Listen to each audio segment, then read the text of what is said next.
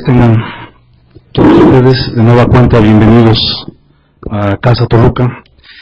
El día de hoy estaremos dando inicio a las actividades de este tercer día de la tercera feria del libro de Ciencias Sociales y Humanidades del Colegio Mexiquense. Damos la bienvenida al doctor Walter Bernecker, nuestro conferencista magistral, que generosamente ha compartido con nosotros ya en esta sería la tercera ocasión, y al profesor Eduardo Morales Pérez, quien ha hecho posible este encuentro, ha realizado las gestiones necesarias para que estas conferencias se lleven a cabo. Yo quisiera comentarles la dinámica que vamos a seguir. Le pediría al profesor Eduardo Morales que compartiera con nosotros algunos datos curriculares del doctor Walter Bernecker. Posteriormente, el doctor Walter haría la presentación del tema que hoy nos ocupa, y posteriormente daríamos lugar a un intercambio de preguntas y respuestas con la participación de todos ustedes. Si lo tienen a bien, procedemos con el inicio de este programa. Por favor, profesor. Gracias, señor presidente. Bueno, en primer lugar, yo quisiera destacar varios aspectos muy rápidamente. El doctor Bernecker ha sido profesor visitante en varias universidades, desde luego en Alemania, en Estados Unidos y en México. Ha estado en la UNAM, en el Colegio de México y, por supuesto, en el Colegio Mexiquense. Ha sido catedrático el doctor Bernecker en las universidades de Erlangen y Nuremberg.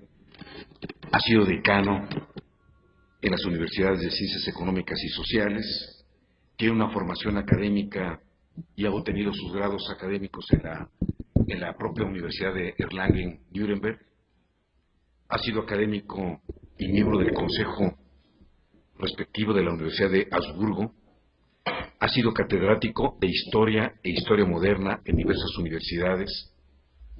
Ha sido y es especialista en asuntos de la historia económica de México del siglo XIX, y desde 1992 imparte la cátedra de Estudios Internacionales en la Universidad de Erlangen-Nuremberg. Es miembro de numerosas asociaciones científicas, entre ellas la Asociación de Historiadores de Alemania, y actualmente funge como presidente de la Asociación de Profesores de Español, donde se agrupan a más de 2.500 académicos. Con esto tiene usted una idea de las dimensiones de su responsabilidad. La producción editorial del profesor Bernecker es amplia, consta de 89 publicaciones y además tiene 388 contribuciones académicas en revistas, en antologías y en enciclopedias. Y déjenme decirles con legítima satisfacción y orgullo para nuestra institución que una de esas contribuciones es España y la Unión Europea, una relación ambigua, que forma parte del libro Las relaciones de México con la Unión Europea, retos y oportunidades. Es una aportación del doctor Bernecker, el cual es un trabajo que fue editado en el año 2003 aquí en el Colegio Mexiquense. Por último, también es una enorme satisfacción decirles de que ha sido profesor de diversos diplomados que hemos tenido aquí en el Colegio Mexiquense, de tal manera que el doctor Bernecker es una persona ampliamente conocida y próximamente recibiremos una próxima contribución académica de un trabajo que estamos coordinando el profesor Omar Martínez Legorreta y su servidor. Así es que la relación es intensa y tenemos el gusto de tenerlo con nosotros. Gracias. Muy bien. Señor presidente, profesor Morales, queridos colegas, amigos, estudiantes, el tema que voy a tratar a continuación tiene como título Competencia comercial europea a través del Atlántico, el caso de México, siglo XIX. En un gran número de estudios sobre las relaciones económicas entre los estados del Atlántico Norte y América Latina, se sugiere que las repúblicas latinoamericanas, en el momento de obtener su independencia política, fueron presa del ataque concentrado de las desarrolladas economías europeas. Gracias a su mayor potencia industrial, los ingleses, franceses y alemanes fueron capaces de arrollar las incipientes manufacturas latinoamericanas. Si bien las industrias europeas cosecharon indudablemente grandes éxitos comerciales en América Latina, esta conquista solo fue posible con enormes esfuerzos.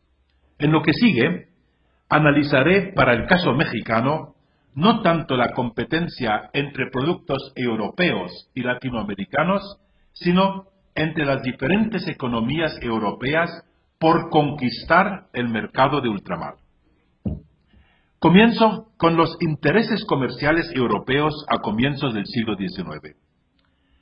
La situación económica de los estados europeos durante las guerras napoleónicas y en la década tras el Congreso de Viena constituyó el motor decisivo para establecer relaciones económicas con América Latina.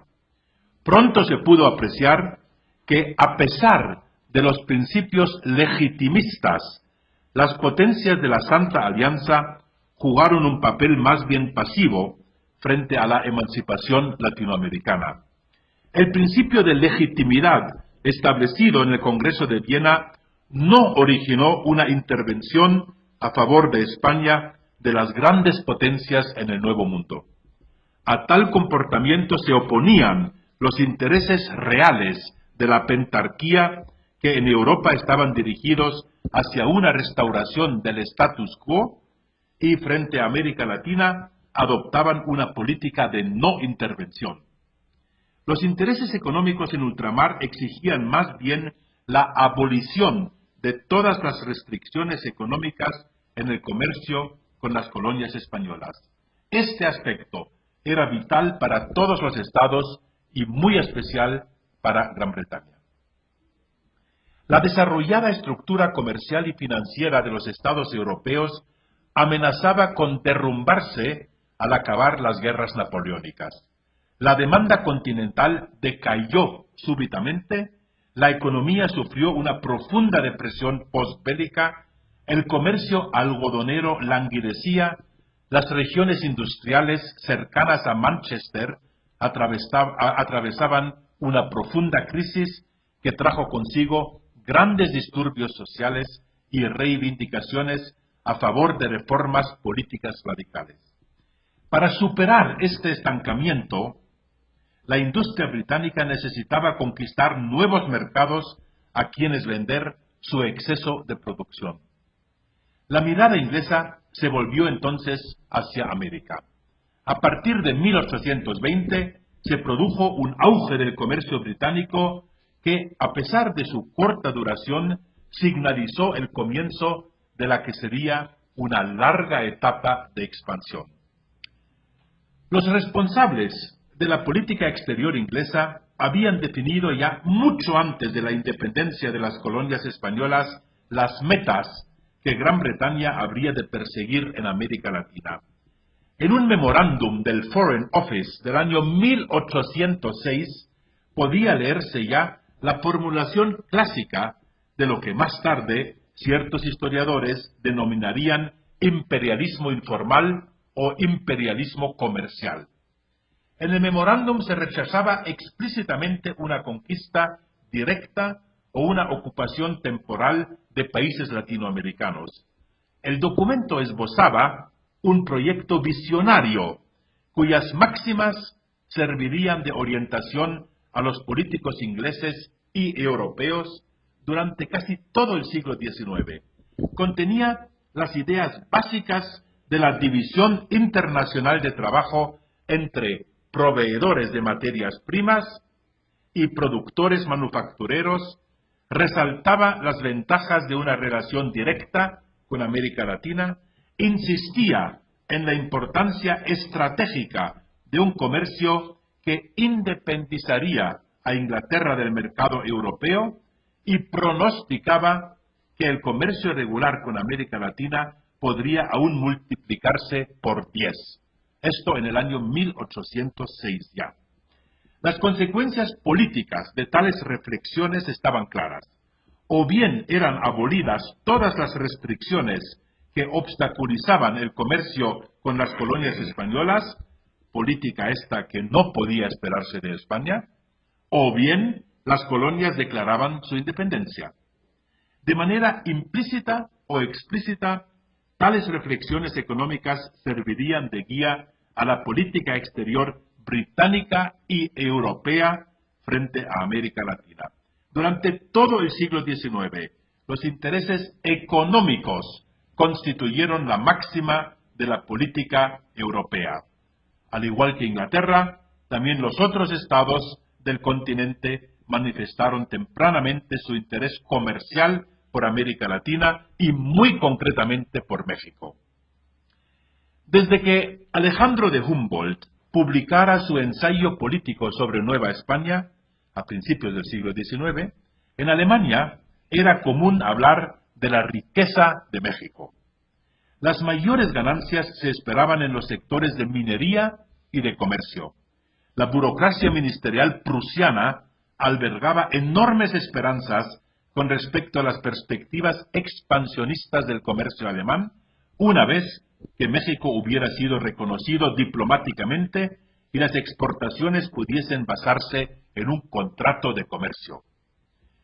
Al extenderse la noticia de las presuntas fabulosas riquezas latinoamericanas, o mexicanas en este caso, surgieron rápidamente numerosos colaboradores que querían participar en su explotación: gobiernos, agencias estatales, sociedades, bancos, particulares, todos estaban dispuestos a lanzarse sobre la presunta presa, bien mediante créditos al gobierno mexicano, bien por medio de inversiones en la minería o a través del comercio ultramarino. El mito de El Dorado mexicano atrajo indudablemente el interés europeo en comerciar con México e invertir allí. En lo que al caso alemán se refiere, es necesario resaltar que a lo largo ya del siglo XVIII, las colonias españolas se habían convertido en un mercado extremadamente importante para el capital manufacturero y comercial alemán. Tras las reformas borbónicas llevadas a cabo por la corona española, el interés económico alemán por el mercado colonial iberoamericano creció aún más. El lino de Silesia, Silesia era una provincia de Prusia, el lino de Silesia era de especial importancia y ocupaba una singular posición en el mercado mundial. Cuando España, obligada por sus dificultades políticas y su penuria económica, permitió a las potencias neutrales el comercio directo con sus colonias, la coyuntura de la exportación del lino a Hispanoamérica pareció revivir. Sin embargo, el comercio directo con América suponía aún un gran riesgo para los alemanes, y cuando las guerras napoleónicas devastaron Europa y el bloqueo continental interrumpió las tradicionales relaciones, el comercio prusiano-hanseático con América perdió importancia. Ni las solicitudes de las organizaciones comerciales silesianas al gobierno prusiano, ni las demandas de los agentes prusianos al Ministerio de Asuntos Exteriores francés lograron una abolición de las trabas comerciales para las ciudades hanseáticas neutrales. El bloqueo continental tuvo consecuencias catastrofales para Prusia. El comercio marítimo se redujo en un 60%. La seda de Berlín, el lino de Silesia, el paño de Brandenburgo, que equivalían a un 50% de las exportaciones prusianas, perdieron todos sus mercados exteriores.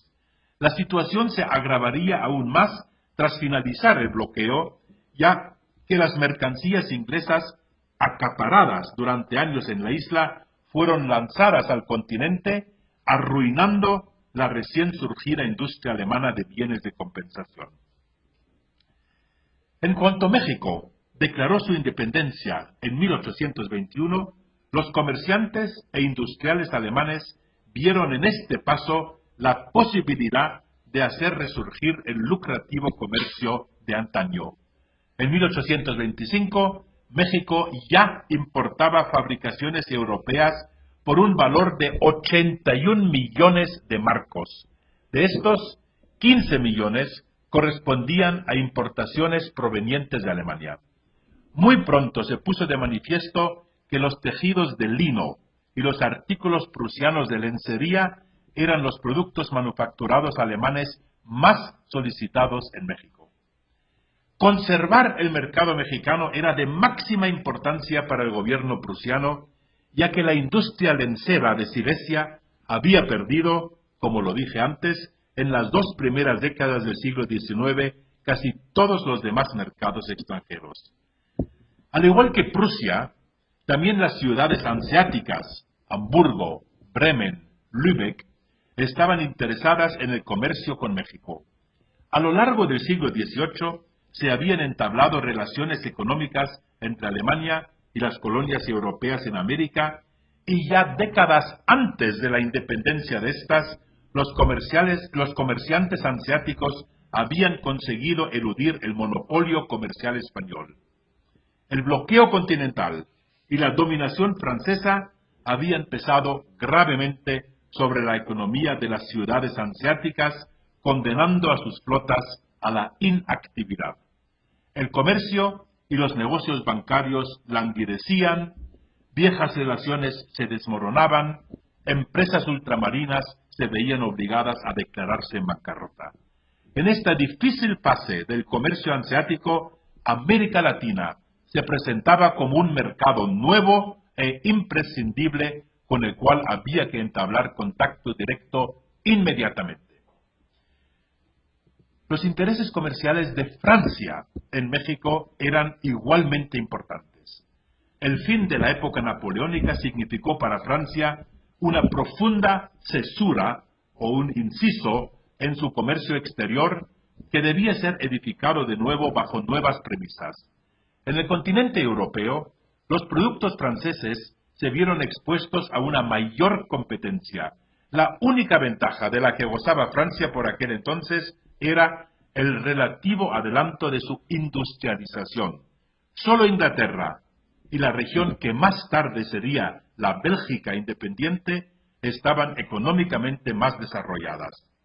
Bajo Napoleón, un gran número de empresarios franceses habían adoptado las técnicas modernas desarrolladas en Inglaterra, dando así comienzo a la modernización y la transformación de la industria francesa.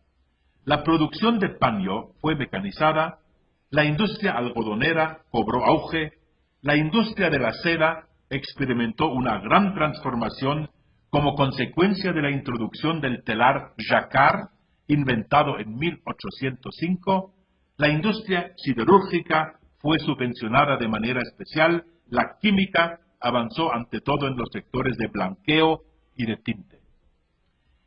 El derrumbe del sistema napoleónico amenazaba con destruir estas estructuras industriales que acababan de ser erigidas, ya que a través de las fronteras abiertas podían ahora entrar productos extranjeros más baratos que con anterioridad habían sido mantenidos apartados del mercado francés.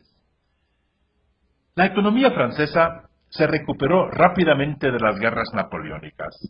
Como consecuencia de la industrialización se produjo un exceso de producción que tenía que ser exportado.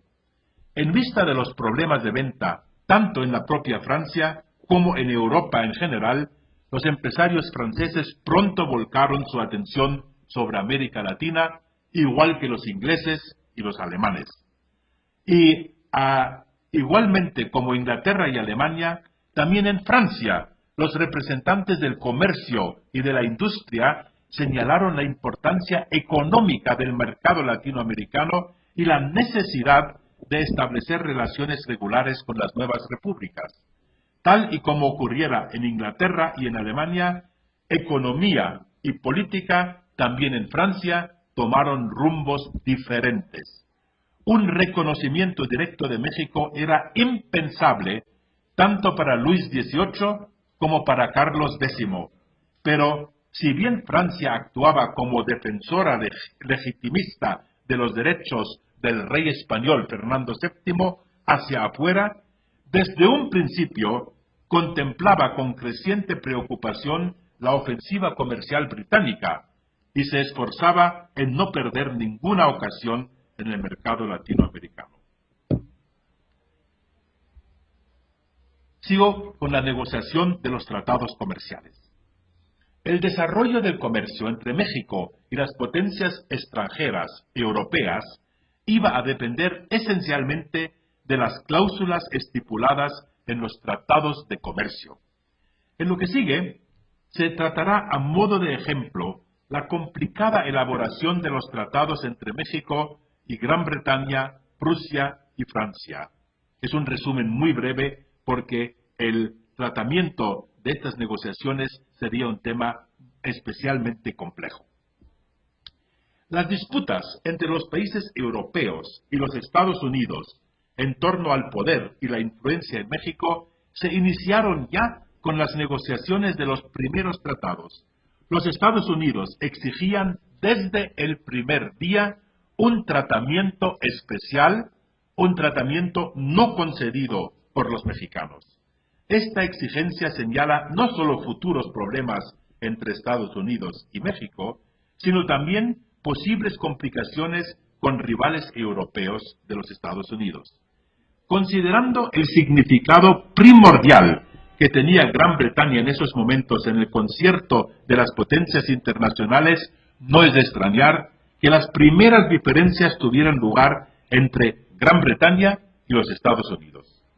A partir de 1820, los políticos ingleses se preparaban ya para reconocer la independencia de Latinoamérica. Su objetivo era impedir que los Estados Unidos adoptasen un papel de líder frente a los estados latinoamericanos que estaban surgiendo. La postura de Gran Bretaña respecto a América Latina resultaba de la relación de Inglaterra con la Santa Alianza y su política legitimista y reaccionaria. Pilar y foco de la política británica en este periodo era el principio de no intervención en los asuntos de otros países. Al mismo tiempo, el gobierno londinense se veía fuertemente presionado por una poderosa fracción comercial e industrial que insistía en un reconocimiento de la independencia de los estados latinoamericanos. En 1825 tuvo lugar finalmente el reconocimiento político de hecho de la independencia mexicana. El método de reconocimiento consistiría en la negociación de un tratado de comercio, de amistad y de navegación, cuya ratificación pondría fin a este proceso. Durante las negociaciones iniciadas ya en 1826 entre Gran Bretaña y México, el principal interés mexicano era evidente.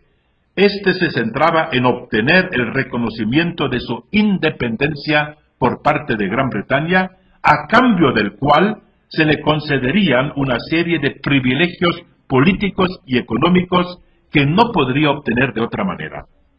El trasfondo político para el claro tratamiento privilegiado ofrecido a Gran Bretaña por México se basaba en la convicción del negociador mexicano Guadalupe Victoria de que el reconocimiento por parte de Gran Bretaña podría originar un efecto vagón respecto a las demás potencias europeas.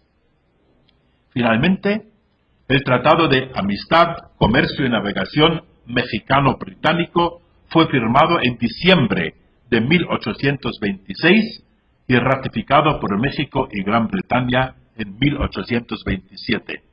Sin duda alguna, la firma de este tratado constituía un hito en la historia de la independencia mexicana.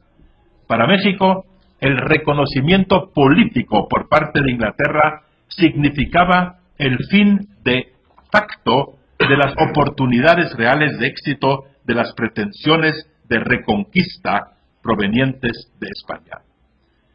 Todas las negociaciones sobre la conclusión de tratados comerciales entre México y estados continentales europeos se basaban, después de haber sido reconocida la independencia mexicana por Gran Bretaña, en la convicción europea de que el comercio con México necesitaba una sólida estructura para no perder el mercado de ultramar a la fuerte competencia inglesa.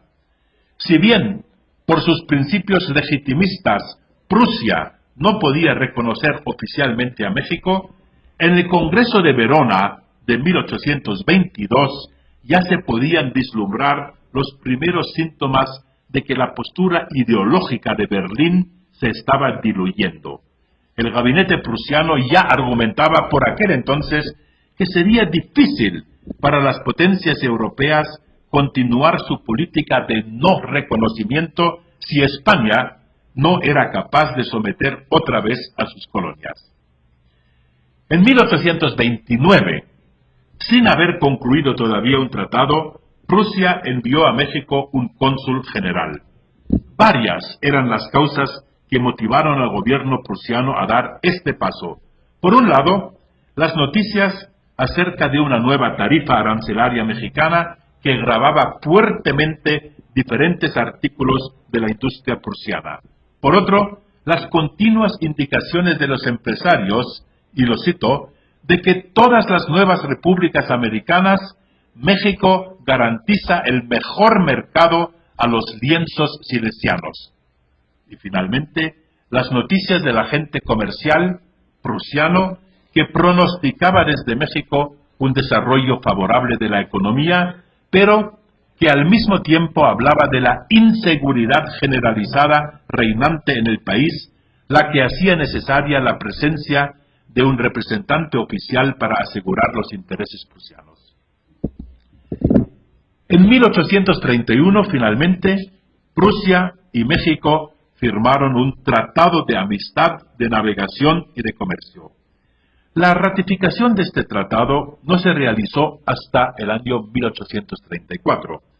Tanto durante la fase de negociación como en las subsiguientes discusiones sobre la ratificación del tratado, se puede apreciar que la posición mexicana frente a los alemanes era muy fuerte, una fuerza que resultaba de los grandes intereses comerciales prusianos. Insisto en esta idea porque contradice a la idea generalizada de que las potencias europeas pudieron arrollar sin ningún tipo de obstáculo y de oposición a las economías y la política mexicana en los años 20. Las negociaciones tenían un claro carácter de compensación. Trato arancelario preferente por parte de México a cambio de reconocimiento político por parte de Prusia. El país que más problemas tuvo para concluir un tratado con México fue Francia. Esto se debía en un principio a que Francia se hallaba en una situación muy difícil. Por medio del pacto de familia borbónico del siglo XVIII, Luis XVIII tenía vinculada su política a la del rey español Fernando VII, ya que las dos ramas borbónicas se garantizaban en este pacto sus posesiones y se prometían ayuda en caso de guerra, y como ustedes saben, Fernando VII jamás reconoció la independencia de los estados latinoamericanos.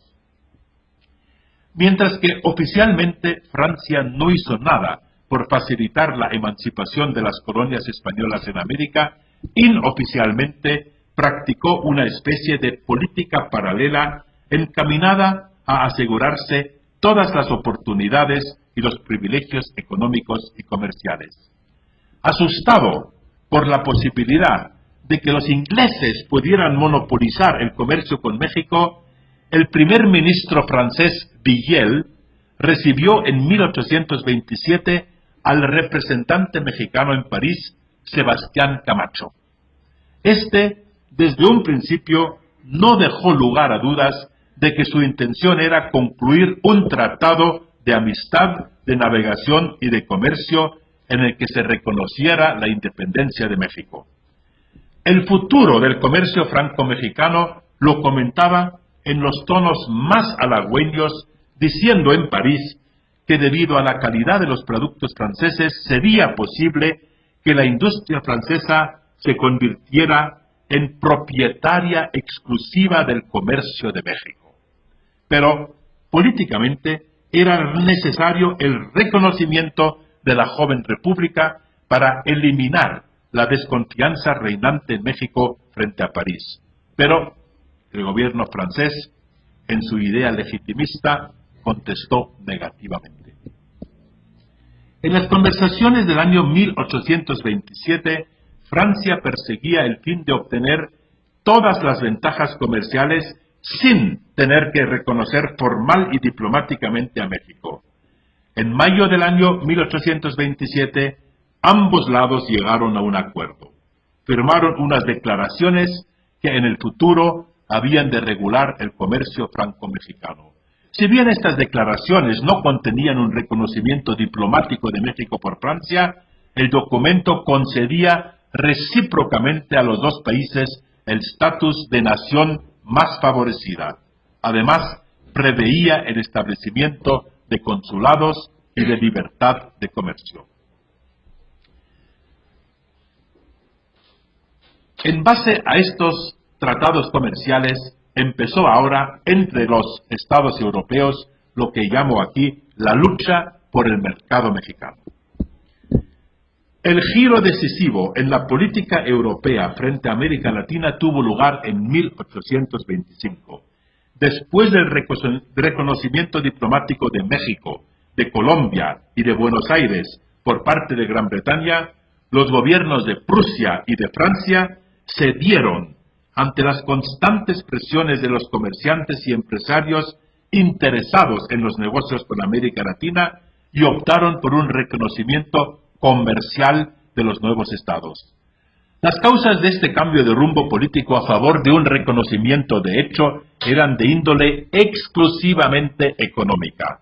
Se trataba de la lucha contra el peligro de dominio británico en América Latina, las consecuencias de la crisis comercial generalizada a mediados de los años 20 del siglo XIX, el pánico bursátil del año 1825, la insolvencia y los problemas de venta que tenían los estados europeos.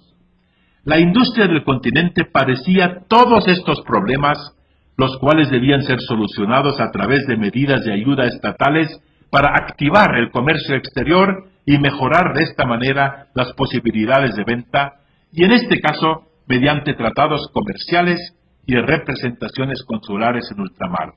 Para todos los estados europeos era válido el enjuiciamiento de la revista American Quarterly Review del año 1831, donde se podía leer: Europe, in her present situation, cannot do without America. Europe cannot become independent of America. Esta dependencia europea del mercado latinoamericano llevó desde un principio a una fuerte competencia entre los estados europeos. En cuanto los comerciantes de un país habían conseguido conquistar ciertas parcelas de mercado, los representantes de algunos de los países competidores trataban de reconquistarlo. El método más usual consistía en que los agentes comerciales de un país enviaran una muestra del producto competitivo a los industriales de sus países. Estos intentaban imitar o mejorar el producto competitivo y ofrecerlo más barato. Este método, es decir, la observación crítica y continua del mercado mexicano, el abaratamiento de muchos productos, ante todo de tejidos, y el aprovechamiento de todas las ventajas arancelarias hizo posible que los ingleses dominaran el sector de los tejidos, ante todo de los tejidos algodoneros, durante décadas. En el año 35, todavía el 48% de todas las importaciones mexicanas provenía de Gran Bretaña, el 17% de Francia, otro 17% de Estados Unidos y solo el 7% de Alemania. Pese a la importancia decisiva del comercio británico-mexicano, no hay estadísticas fidedignas, sino que, por el contrario, resulta extremadamente difícil evaluar el volumen y el valor exacto de las exportaciones británicas a México. Ni el Servicio Consular Británico ni autoridades oficiales mexicanas disponían de datos exactos. Los británicos no podían fiarse de las cifras facilitadas por comerciantes ingleses porque entre ellos había mucha competencia, y los mexicanos no querían facilitar cifras exactas porque podían haber salido a la luz los sobornos de los empleados portuarios y aduaneros. Si bien la exportación británica a América Latina aumentó enormemente en los años del boom, es decir, en los años 20 del siglo XIX, más tarde se normalizó, constituyendo algo menos del 10% de las exportaciones totales inglesas. Este porcentaje del 10% continuaría siendo la media de las exportaciones británicas a América Latina durante la mayor parte del siglo XIX. Los países latinoamericanos obtuvieron su independencia en un momento en el que, debido al avance de la revolución industrial en Europa, para los países europeos económicamente más desarrollados se hacían verdaderamente indispensables nuevas materias primas y nuevos mercados. Mientras que América Latina iniciaba su fase histórica de independencia sin cambios económicos esenciales en comparación con las etapas previas, Europa Occidental experimentaba al mismo tiempo en gran parte profundas reestructuraciones en sus relaciones económicas. Incluso en el importante sector del comercio exterior, la emancipación de España no acarreó en principio novedades esenciales para las nuevas repúblicas de América Latina, sino que continuaron siendo lo que siempre habían sido: proveedores de materias primas y receptores de bienes manufacturados procedentes de Europa. Únicamente durante el último cuarto del siglo XIX, cuando los Estados Unidos asumieron el papel de principal socio comercial, desbancando a las potencias europeas y modificando a su vez las estructuras de importación y exportación, estas estructuras básicas del comercio con Latinoamérica habrían de sufrir un cambio. Las estructuras económicas y de comercio exterior existentes en México durante la última fase de la época colonial permanecieron, pues, intactas en las primeras décadas de la independencia nacional, como se puede deducir de la composición de los productos de importación y exportación. En los 25 años previos a la obtención de la independencia, los metales preciosos, casi exclusivamente plata, que habrían de partir del puerto de Veracruz, representaban un promedio del 73% del total de las exportaciones mexicanas. El predominio de los metales preciosos se mantuvo inalterable también después de 1821. Tras el principal producto de exportación, la plata, ante todo la plata acuñada, destacaban también cochinilla, palo de tinte y, si bien de muy poca importancia, unos cuantos productos agrícolas como índigo y vainilla. A mediados del siglo XIX, el porcentaje de metales preciosos como productos de exportación incluso aumentó, constituyendo más del 90% del total de exportaciones, mientras que los colorantes naturales fueron perdiendo cada vez más importancia como consecuencia de la invención de productos sintéticos por parte de los químicos europeos. En el último tercio de siglo, los productos agrícolas y ganaderos ocuparon la segunda posición como bienes de exportación, pese a que, por el contrario, la importancia relativa de la plata acuñada disminuyó hasta formar solo ya un 50% del total de las exportaciones. La plata, no obstante, siguió siendo el producto principal de exportación durante todo el siglo XIX. Hacia mediados del siglo XIX empezaron a notarse, como consecuencia de la guerra entre México y los Estados Unidos, los primeros cambios en la tendencia del comercio exterior.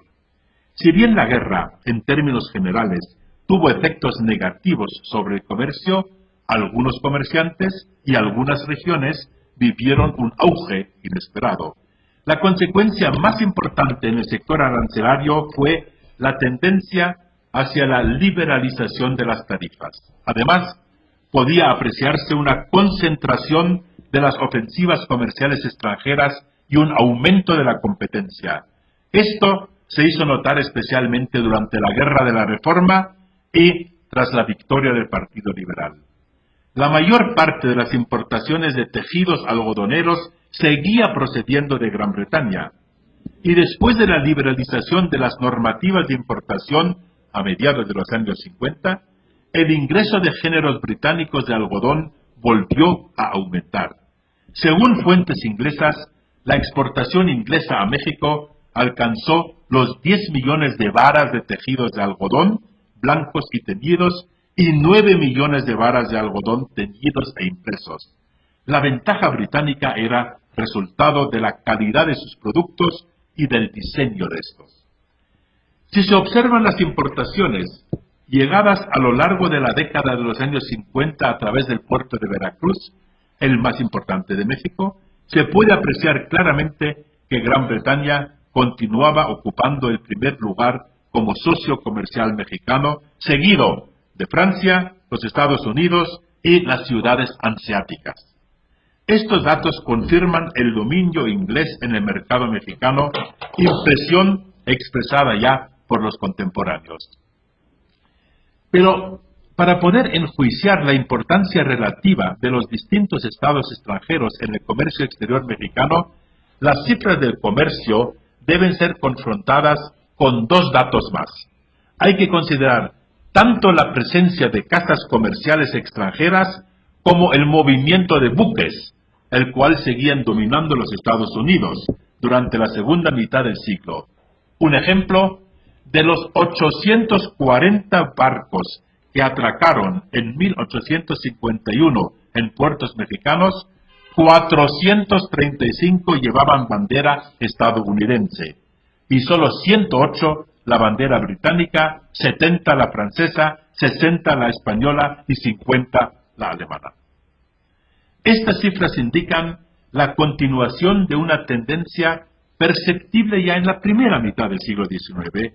El país de origen de las mercancías exportadas a México no correspondía siempre a la nacionalidad de los barcos de transporte. Así, por ejemplo, barcos franceses también transportaban mercancías alemanas, barcos belgas llevaban productos de las provincias prusianas del Rin, y veleros hamburgueses cargaban mercancías prusianas y sajonas, inglesas y francesas. En cuanto a la presencia de casas comerciales extranjeras, el predominio inglés en el sector de las mercancías no equivalía a una hegemonía británica en las casas de importación. Más bien se puede afirmar lo contrario. Si en los años 30 y 40 los ingleses todavía jugaban un papel importante, después se retiraron cada vez más de los negocios comerciales, dejando la comercialización de sus productos a otros comerciantes. En Monterrey, por ejemplo, ciudad que en la segunda mitad del siglo se convirtió en el centro comercial más importante del norte de México, eran sobre todo los comerciantes españoles, quienes importaban productos ingleses y franceses. Aunque también los franceses eran dueños de gran cantidad de casas comerciales, la supremacía la ostentaban indudablemente los alemanes, y entre los alemanes, ante todo los hanseáticos. Ya en 1844, una tercera parte de todo el comercio exterior mexicano era controlado por alemanes, según fuentes comerciales alemanas de la época. Numéricamente, las firmas hanseáticas eran las más importantes. En 1860, una fuente hanseática afirmaba que la importación extranjera y el comercio al por mayor se encuentran por lo menos las 3/4 partes de México en manos de alemanes. Esta función mediadora de casas comerciales alemanas seguiría vigente durante el Porfiriato.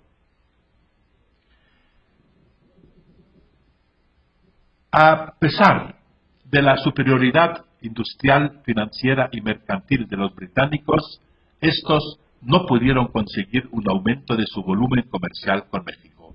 El mercado mexicano en el siglo XIX apenas se expandía, el poder adquisitivo de la población descendía y la competencia cada vez más fuerte de los otros estados europeos y de los Estados Unidos redujo aún más las posibilidades de venta.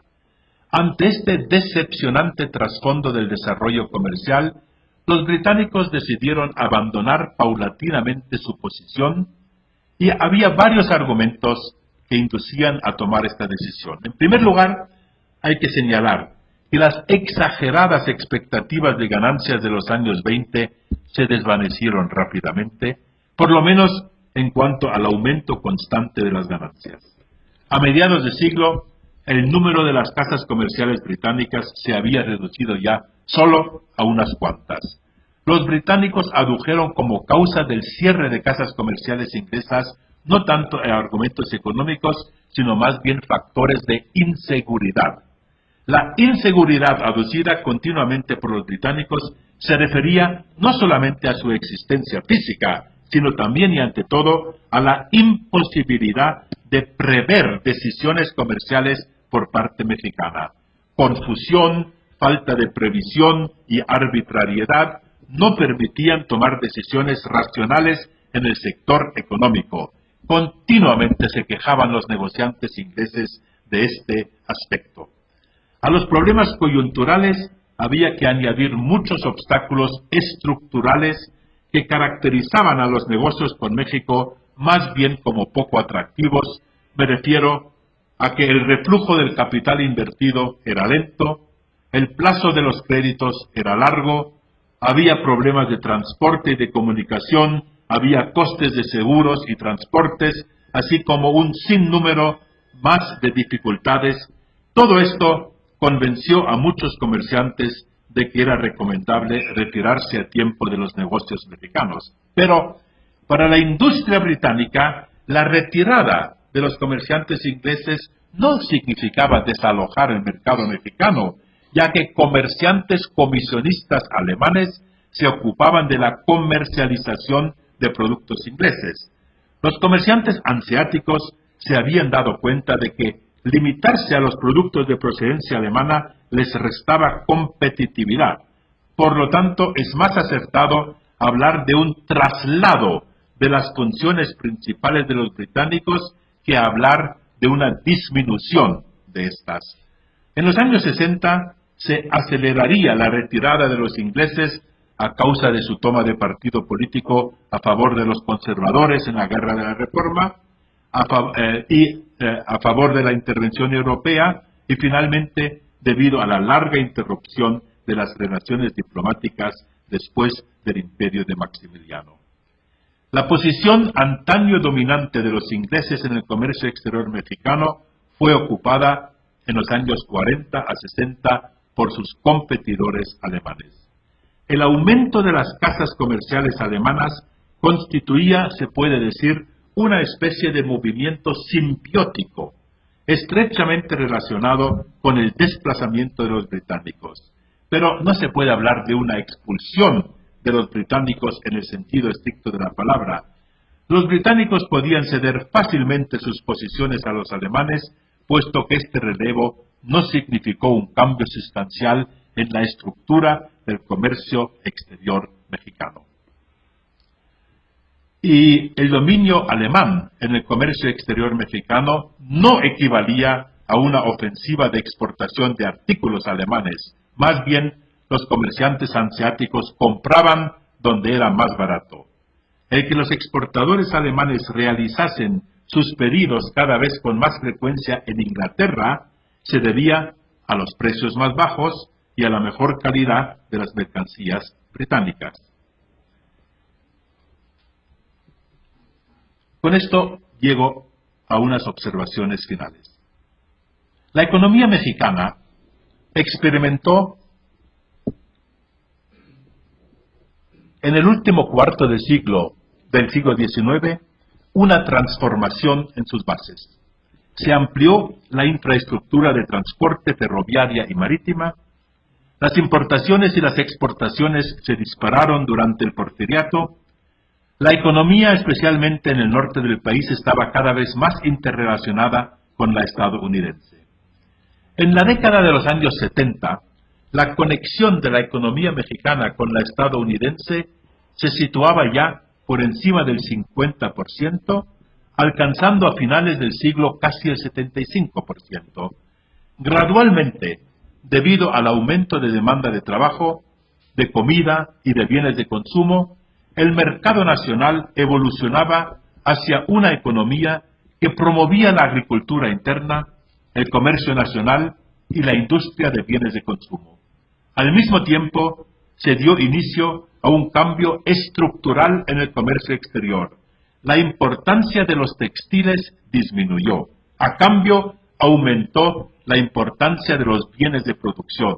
Me refiero a maquinaria y a equipamiento ferroviario. En el sector de exportación, los metales preciosos y los colorantes perdieron importancia, sucediendo lo contrario con los productos ganaderos, las fibras textiles y los alimentos. Crecimiento y composición del comercio exterior mexicano durante el Porfiriato reflejan la transformación económica acontecida en México. El valor anual de las exportaciones mexicanas se multiplicó por 6 entre 1877 y 1910. No obstante, los precios bajaron anualmente, lo cual ha de atribuirse principalmente a la creciente competencia extranjera en los distintos productos y sobre todo a la caída del precio de la plata en el mercado mundial. El aumento del comercio exterior mexicano de 41 millones de pesos en 1877 a 287 millones de pesos en 1911 se debe principalmente al fuerte crecimiento del comercio mexicano con los Estados Unidos. La mejora en las condiciones de transporte, una legislación favorable al comercio y un crecimiento desorbitado en la economía estadounidense conllevaron un aumento del comercio mexicano con los Estados Unidos, de 9 millones en 1870 a 117 millones en 1910. Con ello, superaban el valor del comercio con Europa entera. Para equilibrar esta creciente influencia estadounidense, Porfirio Díaz trató de mejorar las relaciones con Europa, firmó tratados con los principales países europeos, compró empréstitos de los principales bancos europeos y garantizó concesiones a los bancos europeos en México. Todos estos esfuerzos no pudieron evitar el declive del porcentaje europeo en el floreciente comercio exterior mexicano. Si bien Gran Bretaña y Francia juntos recibían en 1872 todavía el 54% de las exportaciones mexicanas, en 1892 este porcentaje había disminuido ya a un 19%. Ya la gran mayoría de productos mineros, de fibras, de pieles, de café exportados iban a parar a los Estados Unidos. Las importaciones de Europa disminuyeron de un 53% a un 24% en el mismo tiempo, desde que la maquinaria y los productos de fábrica de los Estados Unidos más competitivos conquistaron el mercado mexicano.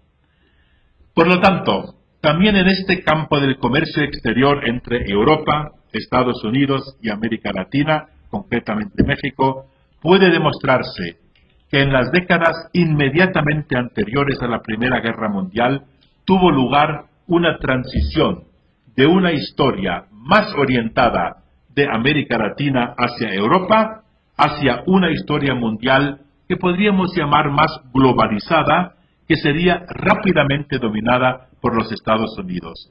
Y con la Primera Guerra Mundial, los Estados Unidos documentaron definitivamente su posición de potencia mundial, desplazando a Europa, surgiendo así una nueva etapa de la historia económica mundial. Muchas gracias por su atención.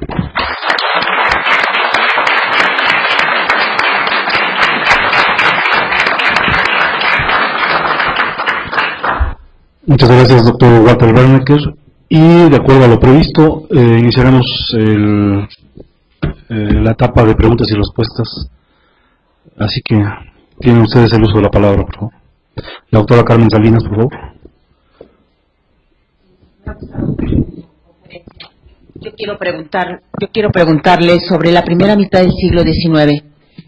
Tenemos una historiografía que nos ha enseñado que México en esa primera mitad del siglo XIX fue víctima de muchos problemas políticos y que por esos grandes problemas políticos, por lograr un Estado nacional, la economía no funcionaba, y menos aún los tratados que ahora nos ha explicado que sí tuvieron un gran comercio entre Europa y México. Por eso mi pregunta es, ¿a qué se debió que siguieran adelante estos tratados comerciales dentro de un mundo mexicano que pasó de una monarquía a una república federal, a una central, a una dictadura?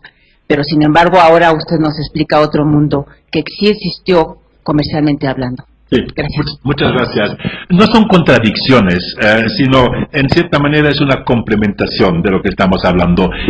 He hablado de la inseguridad por la cual los ingleses dejaron México, y los ingleses pudieron dejar México porque tenían alternativas, tenían su British Empire y tenían en todo el mundo posibilidades de comerciar, pero dejaron México justamente por los motivos que usted me está enunciando. Era demasiado inseguro. Un gobierno abolía las leyes que había decretado el gobierno anterior. Los aranceles cambiaban de un año a otro. En el momento de que había cierto arancel para cierto producto, entonces los comerciantes pedían este producto en Europa. Hasta que este producto de Europa llegaba a México, habían cambiado los aranceles ya, y entonces tenían que pagar más o diferentes aranceles. Por lo tanto, no había lo que se puede llamar una seguridad que necesita el comerciante para planear por lo menos un año o 2 años en adelante. Esto existía. Pero entonces, claro, no he hablado ahora de que a pesar de todas estas restricciones, de todos estos problemas que indudablemente existían, la inmensa mayoría de los comerciantes siguieron haciendo sus negocios, porque si no lo hacían de manera legal, lo hacían de manera ilegal. Hubiera sido casi otro tema del que podía haber hablado, de la corrupción, del contrabando, de sobornos, ¿verdad? Es decir, cambiaban los aranceles, pero tampoco importaba tanto. Había que sobornar un poco más a los agentes portuarios y entonces podían seguir importando. Se puede ver muy claramente que incluso en fases en las cuales había prohibición de importaciones de ciertas telas, estas seguían entrando a México. Es decir, eso solamente fue posible a través del contrabando. Por eso, indudablemente creo yo que el comercio podría haber florecido mucho más todavía, pero mereció la pena para la gran mayoría de estos comerciantes, haciendo uso de todas las posibilidades que les presentaba el panorama político mexicano. Sabemos muy claramente que, por ejemplo, en las presidencias de Santa Anna, los sobornos no eran solamente para agentes portuarios, sino que iban en el nivel jerárquico hasta el presidente de la República.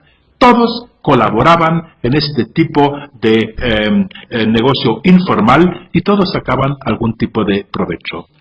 Lo que dije de los contratos comerciales, eso fue importante al principio. La posición de México era muy fuerte porque, como he explicado en la primera parte, los estados europeos dependían prácticamente del comercio con México. México era el país latinoamericano más importante, el mayor mercado para los europeos. Por eso los europeos estaban dispuestos a reconocer cuanto antes, independientemente de sus ideas legitimistas, la independencia de México, y en base a este reconocimiento, entonces pudieron ya expandir el comercio. Es un tanto difícil, lo dije al principio, dar cifras exactas, pero todas las que tengo son de los archivos. Las he sacado inmediatamente directamente de los archivos de los alemanes, franceses, ingleses, españoles, estadounidenses y mexicanos, y en parte son contradictorios. Sería un largo tema, pero creo que la tendencia que he enumerado es correcta. Las cifras exactas no me atrevería a decir que son absolutamente correctas, porque es muy difícil en el siglo XIX dar cifras exactas, además cuando insisto tanto en el contrabando, en fin. Gracias, doctor. Con la finalidad de ajustarnos al tiempo, daríamos lugar a 2 preguntas más. El profesor Omar Martínez Legorreta pidió la palabra y después el doctor Pablo Ribuzzi, si fuera tan amable. Gracias, doctor Bernecker. Pudo haber sido también que el enorme atractivo que empezó, por el cual Inglaterra se desentendió, digamos, o salió del mercado mexicano, ha dicho usted, el enorme atractivo que encontró en el este de Asia, en China, durante los años 40-60 fue que firmó los tratados desiguales, y el enorme mercado que desde India atendió del opio, que fue su punto de entrada, y el contrabando. Exacto. Y todo esto. Nada más si esto es de acuerdo con... también influyó en esa salida de Inglaterra a otros mercados. Absolutamente. Pero claro, está usted hablando del este de Asia. Este es un fenómeno importante para los ingleses. Todos los demás estados europeos, y me refiero aquí a Francia, a Alemania y más tarde también a España, que eran los más importantes para el negocio, no tuvieron gran importancia en el negocio con China, ¿verdad? Y en el este de Asia. Pero los ingleses indudablemente sí. Estaban un poco cansados de los problemas que había en México, y ellos decían, tenemos el British Empire, tenemos China, ¿verdad? Todo esto, y aquí hacemos nuestros grandes negocios, y salieron. Así que esta es una especie de, sí se puede decir, de aliciente más todavía para salir, y como dije, en el fondo no perdieron mucho los ingleses. Lo único que hicieron fue salir de México con sus casas comerciales, pero sus productos seguían entrando a través de barcos franceses, alemanes, etcétera, etcétera. Gracias, doctor. Doctor Pablo Ribuzzi. Gracias por panorama muy amplio. 2 cuestiones que me parecen muy importantes. Una, sí, de acuerdo, la gran importancia de América Latina en los años 20 para el comercio europeo. Sí. Pero eso en gran medida un espejismo, o sea, un mercado emergente que luego se estanca por completo. Exacto. Platt ya había dicho, a mediados de los años 30, tan solo las exportaciones inglesas a Estados Unidos son mayores que a toda América Latina.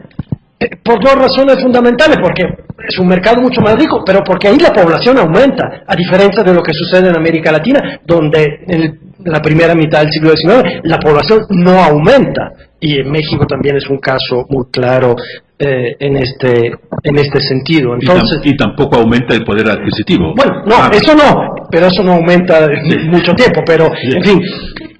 Y la otra cuestión que creo que es muy importante, que vale la pena recalcar esa idea, creo que emerge bien del cosmopolitismo comercial del siglo XIX, que contrariamente a esa tradición mercantilista que piensa que el comercio sigue la bandera. No, nosotros sabemos, y América Latina en este sentido un caso muy claro, los comerciantes importadores no tienen lealtades nacionales cuando se habla de comercio. Importan donde encuentran más barato, así los comerciantes españoles importan mercancía francesa y británica, los de Hamburgo hacen lo mismo, es decir, es un cuadro mucho más complejo que de los repartos de cuotas nacionales, ¿no? Y creo que es muy importante ese punto. Muchas gracias. Solo un comentario muy breve a lo último que acabas de decir. Cuando hablo de competencia europea, no me refiero tanto a competencia entre estados, sino entre comerciantes, ¿verdad? Estoy completamente de acuerdo, este cosmopolitismo comercial. Sí, claro que sí. Ellos importaban o exportaban todo lo que podían exportar, de donde sacaran dinero. No había ningún tipo de lealtad, ¿verdad? Tampoco no había ningún tipo de lealtad frente a México, por ejemplo. Aquí vinieron, hicieron sus ganancias y con las ganancias volvieron a Europa. Muchos mexicanos de la época se quejaron justamente de esto, ¿verdad? Diciendo, estos europeos, ¿para qué vienen aquí? Vienen aquí a hacer dinero únicamente, pero no vienen a ayudar a nuestro país, a edificar nuestro país. Vienen únicamente a sacar lo que pueden de este país para volver a su propio país. Así que completamente de acuerdo. Y lo del espejismo que dijiste en tu primera parte, claro, ya dije, solamente es el 10% de todas las exportaciones inglesas el que fue a América Latina como media en el siglo XIX. Pero no obstante, a pesar de que el mercado no aumentaba y el poder adquisitivo, para muchos de estos comerciantes hicieron muy buenas ganancias durante muchos años. Así que sí hubo un mercado y según parece, sí hubo algo así como una clase media o incluso alta que compraba los productos de seda o los productos primero de lienzo alemán, más tarde algodón inglés, etcétera, y que podía comprarlos porque también el precio de los tejidos disminuía continuamente.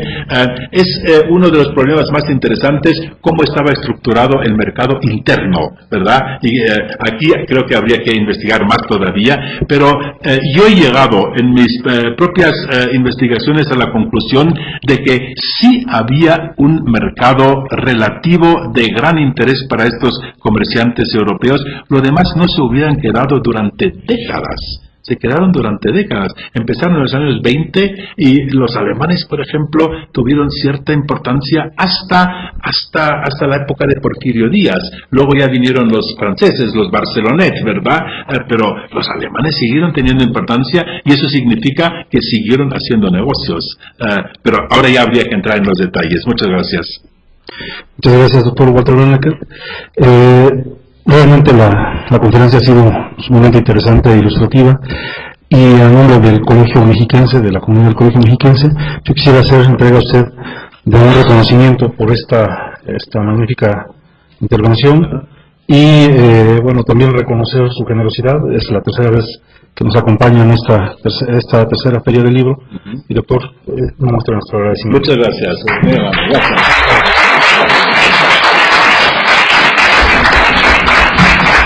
Y bueno, un poco más de carga quizás para el viaje de retorno, pero con mucho cariño unos libros del Colegio Mexiquense. Muchísimas gracias. Hasta luego. Y gracias a ustedes. Gracias a todos ustedes.